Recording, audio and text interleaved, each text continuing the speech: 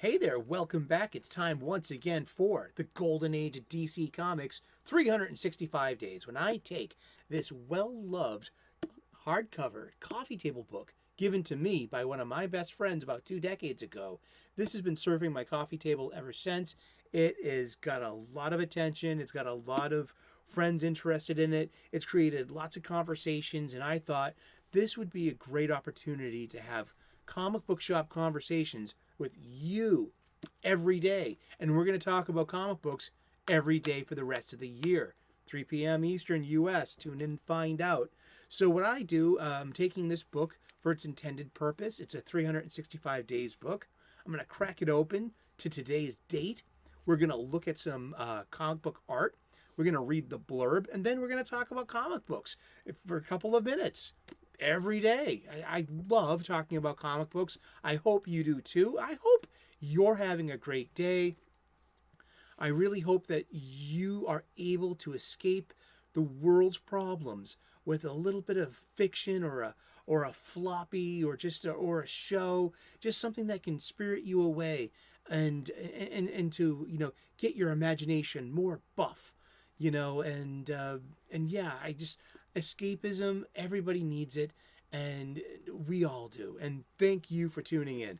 And the Golden Age of DC Comics, this book is a 2004 Abrams press book.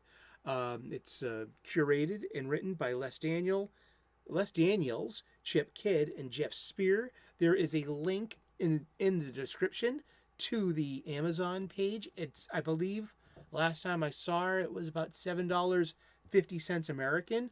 Pretty darn cheap. And it will look great on your coffee table too. You can play along at home. And it makes a great gift. It really does.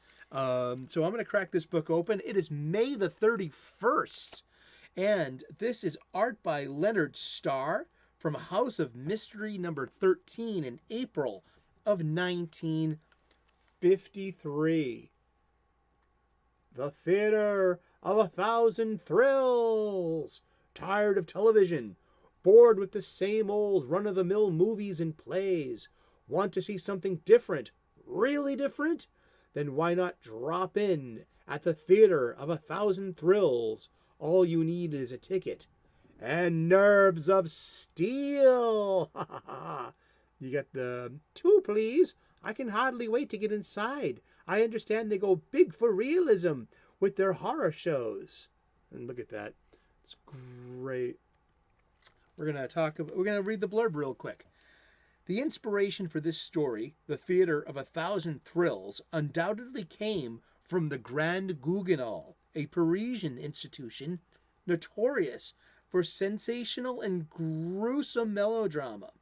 Their brand of realism consisted of gory makeup, but DC's cautious revisionism envisioned a type of performance that was unusually believable, not remarkably bloody. Perhaps the discretion encouraged by editor Murray Boltinoff was advisable. The wilder horror comics from other publications, like the legendary Tales of the Crypt from EC, had all been driven out of business by 1955. But DC's milder horror comics endured for decades. Yes, and House of Mystery started out as a horror anthology, featuring tales of the supernatural as well as supernatural-themed mystery stories. Issue 1 was cover dated January 1951. With the growing backlash against American horror comics in the mid-50s, as well as the advent of the Comics Code Authority and restrictions on its horror-themed storylines, it banned stories dealing with such supernatural fare as vampires and werewolves. The series was quietly revamped into dealing with science fiction type monsters and other mystery suspense type tales that were permitted by the Comics Code. Yes, the Comics Code of America. The Comics Code Authority, rather, and its seal of approval. Let's talk more about that. And I'm reading from the wiki, and we all know. Let's pull in a random issue of comic book like this one. And look, right there. Approved by the Comics Code Authority. Dun dun dun. Random issue of Star Wars from my childhood. I picked these up at a con. I'm so in love with these. I want to pick up more. But yeah, that's the Comics Code. We all know that seal. The Comic Code Authority, the CCA, was formed in 1954 by the Comics Magazine Association of America as an alternative to government regulation. The CCA allowed the comics publishers to self-regulate the content of comic books in the United States. The code was voluntary. There was no law requiring its use, although some advertisers and retailers looked to it for reassurance. The Comics Code lasted until the early 21st century. The Comics Code formation followed a moral panic centered around a series of Senate hearings and the publication of psychiatrist Frederick Wertham's book, The Seduction of the Innocent. And that's, that's what, there's Frederick Wertham, that book, Seduction of the Innocent. And this is the end of the Golden Age, and where the Golden Age transitions into the Silver Age. So we had the Comics Code Authority, and we also had the Space Race.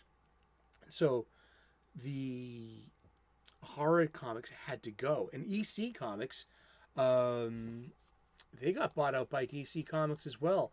By 1955, they only had... by 1956, the company ceased publishing all of its comic lines, except for Mad Magazine. Yeah, they were... And that was scooped up. Mad Magazine's been being published by DC Comics ever since. And I think Mad Magazine might have gotten canceled and then came back. It was canceled 4 years ago. Oh man, Mad Magazine. I love Mad Magazine. I grew up on that silly sense of humor and caricature of movies. Oh, that was a great time to be a comic books fan, to have Mad Magazine around. And when we've been talking about the Golden Age of DC Comics and talking about the end of the Golden Age with the Comics Code Authority seal of approval and horror comics and this. So horror comics and juvenile kids comics really replaced superhero comics until showcase number 4 and the debut of Barry Allen's The Flash in 1956. And then came the Silver Age.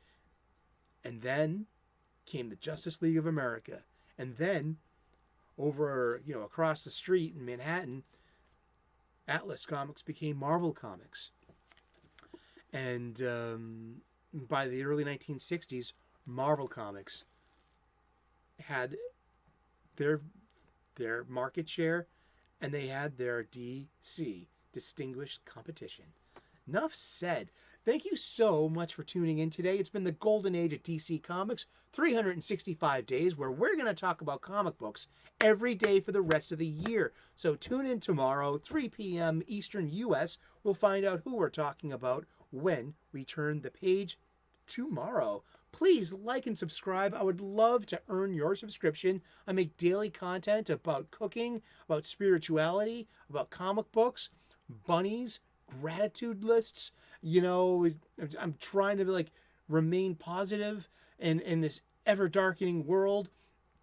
And so come along for the ride. I want to turn you on to being a little spiritual. Hashtag lighten up. A little bit of enlightenment will improve your every day. It really will. Your days can be struggles, but there are ways out of that. And having a good spirituality really helps with that. Thank you so much for tuning in. God bless. Namaste. Good luck. And we will see you again tomorrow. Alrighty. Cheers. Thank you.